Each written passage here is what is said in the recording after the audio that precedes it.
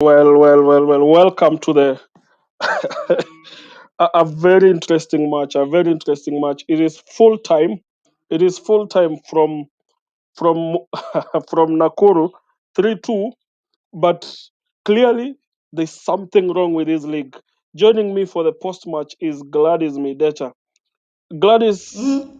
let's Yes, talk hi about this Victor. match. And hi, a very exciting match, a very interesting match, but clearly, Gladys, there is a problem with the league. There is a problem with something somewhere. you, This you is a know, match that seems to give me your thoughts on this match.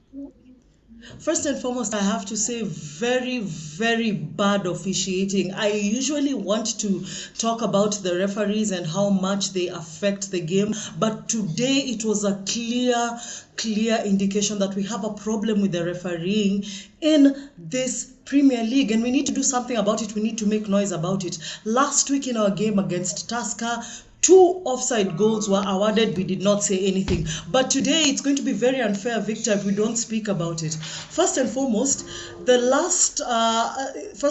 the first half, that was not a penalty. I did not see any contact with that was supposedly given. So I am really wondering if there's anyone who saw that, and I wonder what their thoughts are for guys who have been watching this game at home with us.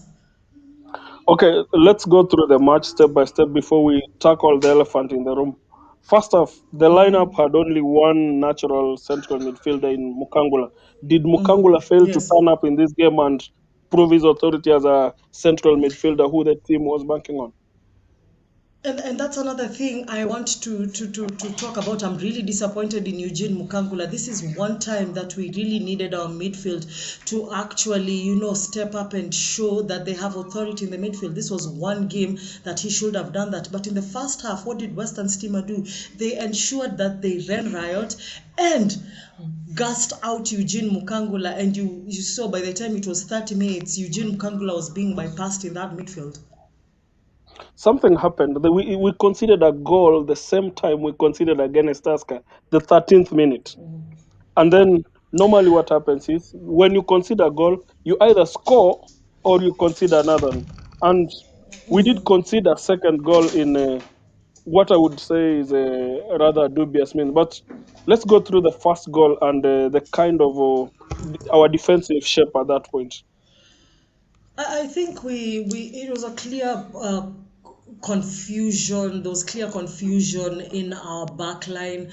Uh, that goal was supposed to just be cleared off easily, but lack of communication gave Western Steamer that first goal, and yeah, we had to pay the price. We've come back late in the game, but those first minutes are usually very crucial in defining how our game is. Yeah, you're right. Modenyu tried to clear the ball, but then it fell to a Western Simo player who scored Karomor or somebody who scored it very neatly. Then we move on to the second goal, which is purported to be a penalty. I've looked at the replays several times. I don't think actually in the build up to the ball when Modenyu kicked the ball, um, we saw that we had the other the striker conceded also handball in the process. This penalty is one that we feel was a bit hard done on the defense. But either way, going 2-0 in 15 minutes meant that it looked like it was lights out for Leopards. Gladys, your sound is out. Your sound is out. So maybe you Oh, can come sorry, back. Victor. Yeah, At, yes. at 2-0, it seemed like it was lights out for Leopards. Then the coach It made did, and an interesting change, brought in Mwendwa yes. instead of subbing in a defender. Well, if you look at the options that we had and how our bench looked like, we really didn't have very many options in terms of central defense and even in terms of the wingers as our defenders. So he took a gamble took out a defender because he was injured, brought in Harrison Mwendwa, and from then on, as I did say, our strength in this game would have come in with the flanks, and it did. So it was a good addition to see Harrison Mwendwa coming in. He has given some good crosses in those flanks, and it's just unfortunate that we didn't make anything out of it very much more earlier in the game. Let's talk about Shivachi slotting in at central defense and looking like it is a position that he was comfortable with, because I believe when Muhehe went back into the right wing, he panicked a bit. But second half seemed to have been a very different defender than the one we saw in the first half. Again, I think it's because of the inclusion of Harrison Mwenda and Peter Thiago now falling in deep that actually took the pressure off him, and that way we didn't see much of him in action. We were now reverting back to a back three and having our midfield packed. So probably that is one thing that actually added to the to him actually probably having a rather good game, and a very beautiful goal he scored, by the way, in the dying minutes of the game. Let's talk about chances. Leopards seem to be having a similar challenge. Lots of chances, teams defending, sitting deep, hitting us on counters. This is one match where we had very nice chances. What is really not happening in our final third, and how can we fix this as a team? It's at that point where we've dropped points because of an issue in the final third. I think let's do what we've done today, shoot outside the box, because that's where our best chances have been. That's where our goals have actually come from. And we've kept saying time and time again that our midfielders need to step up, and it looks like our defenders and our midfielders are actually doing that work for us, because the two goals have been scored by Shivachi and Muhehe, two players who I don't think if you would have asked anyone who can score for FC Leopards today, no one would have named the two players, but they actually took a chance, looked at the goalkeeper's positioning. They knew he's not very strong at long balls, and that's exactly what they did. Took their chances outside the box. And again, I have to laud Peter Thiago. I think he's had a bit of a difficult game because number one, he's been playing out of position, but look at how much work and the work rate that he's actually done. He's had beautiful chances. He's tried to take the set pieces. So for us, it has to be now that we cannot finish in the final third. Let's try and do it outside the 18. Try and shoot the box outside from our comfort zone, because you never know, something might just happen. Yeah, we're looking at Thiongo coming to like play number 8, number 6, something's a bit more central Yes. than what we are used to. But it seems at the start of the season, these are positions Thiongo and Olilo were playing.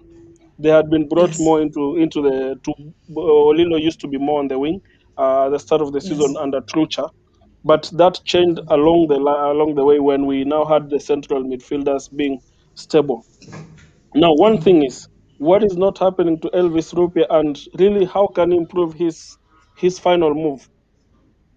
I think Elvis Rupia is having a lot of pressure because he's not being fed the ball properly, and that's one position that I told you we've talked about time and time again. We need to find a way of finding a natural 10 and a natural 8. I think this is one game. If Brian Wanyama had played, probably we'd be talking about something different, because he had sealed his position as our roaming 8. He was doing a good job. He was feeding Rupia well. In the previous game, he did that. We saw that he did an excellent job. But now Rupia is getting so much pressure because he's not being fed the ball. He has to come for the ball all the way back, and by the time he gets back, he's actually being marked and the spaces are already being marked. So what needs to happen is that our wingers need to step up, and we need to put in more options in the middle. That way we will take pressure off Rupia, and we will not have him being the only person being marked. I mean, they ruled Shaka's goal offside. I was still trying to look at it, and I'm still asking myself, how do you get an offside from a corner? Interesting. How do you get an offside from a corner? Shaka's goal It's ruled supposed to offside. be a set piece, surely. But Yeah, anyway, what do we know? so Shaka's goal ruled offside. We looked at our strikers. They gave their best this match. They really pushed themselves, and this team fought up to the last minute, playing against It 15 people, did. It, playing against it 15 did. people on the pitch. This is something we have to be very clean, because we seem to have been playing against the officials right from the start of the Yes. match. but we were able to get Yes. in because there are those 50-50 decisions that really influence matches. And it seems referees have perfected the art of using the 50-50 decisions to really stamp their authority against Leopards. First half was a referee's affair. And even in the second half, like I've said, the third goal that Western STIMA have scored, there was no contact at all that showed Kipiegon had actually fouled the player. No contact at all. And he was right to actually protest that decision, because I do agree with him. Even if you look at the replay, Victor, there was no contact. It was not even supposed to be a free kick, but there he goes giving a free kick to something that was not even supposed to be there. Surely we need to discuss the officiating, and this matter needs to be taken seriously, because at this rate we will have no respect for these officials. Gladys, the executive assistant, is here saying, giving me bidding feeling. You know, our dog is really also a big fan, and he's worried that I'm worried. I'm not happy today. Um, Officials, why are officials hard fixed on really influencing our matches? Because the last match against Tusker took clean offsides. Today's officials, in terms of the assistants, seem to have been a bit more clear. But why is it that the central officials are keen on really taking matters into their hands against Leopards? We can count the number of matches where we are clearly seeing these decisions from derbies, from every match. And you know, the thing about this, Victor, is that what these officials seem to be forgetting is that these games are being live, they're being aired live on TV. This is archives. We can actually get this footage and have it being played back.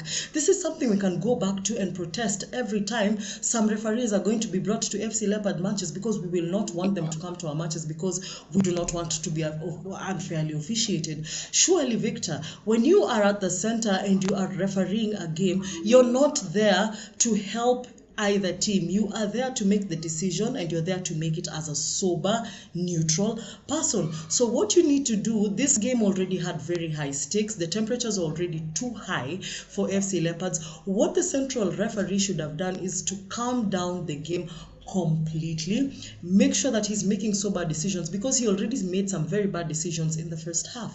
I mean, he should have even asked his linesman if that was a handball. He should Clearly, have asked his linesman if this foul that he has given right now, that conceded that gave the third goal, was a foul, which was not. But I mean, it is very heartbreaking, and you know the fans are going to talk about FC Leopards and saying that FC Leopards is not performing very well. But clearly, there's a lot of decision making that is not our fault. This I goes agree. beyond the players, and I mean, we have to give the players credit. They've done a good job. They've done an excellent job. We've played well. We've come back. We've scored goals.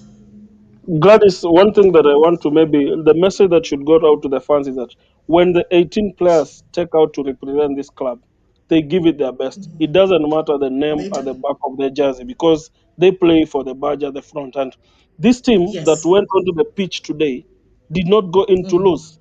They went in to fight for an equal chance. But then there are decisions that are being pulled from a certain level that seem to be hell bent on bringing down. You look at the number of times Rupi is fouled, no fouls are given on him. You look at the number Yes. of times people have, let's say, like we have a player, some players, Western Steamer captain committed almost 6 fouls on a yellow card before he got one card, and then he's just been playing rough and rough because it seems there is something that is happening in this league. And while fans will feel that this team has lost, we didn't play to a certain expectation, we didn't win, because the end result is we lost the match. But then the decisions that are affecting full-time matches are bringing this match into disrepute, and seeing scenes which you've seen at the end of the match where the coach is asking Yes, questions.